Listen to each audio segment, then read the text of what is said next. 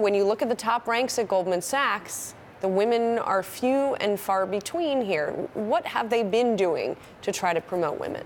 That's right. So David Solomon is likely to become the next CEO of Goldman Sachs, which will continue a pattern of a woman not running a major U.S. bank. Goldman Sachs has been out in front saying that they need to do better in improving women diversity. And Goldman Sachs started 10 years ago, this 10,000 Women initiative, saying that we need to empower women into leadership positions.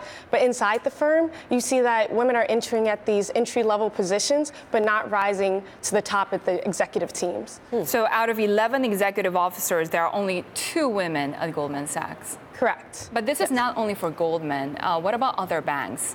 So other banks also struggle with having gender parity on their executive teams. Most of the banks are below 25% of women on the teams. And like I said earlier, there's not been a woman become a CEO of the bank. So they're really looking at retaining the women that they bring into the entry-level positions and making sure that women feel like they have opportunities to become leaders. So how do you express that, right? Because Goldman Sachs, as we just showed, Solomon had this quote where he said, this is an important thing.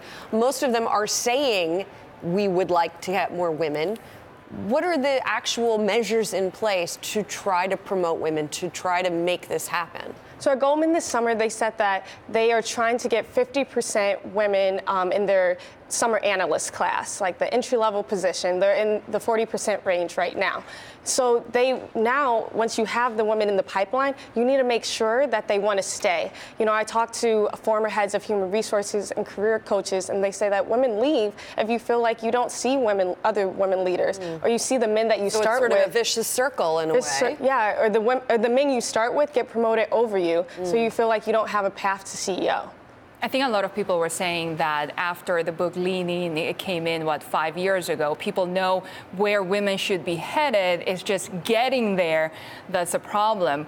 So who are the top leaders, the top female leaders at Goldman Sachs right now?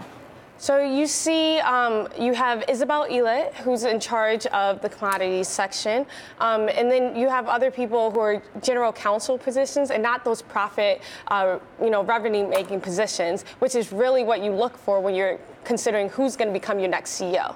So that's the positions that they need to promote women in that could likely be tapped the next time that Goldman's looking for a CEO.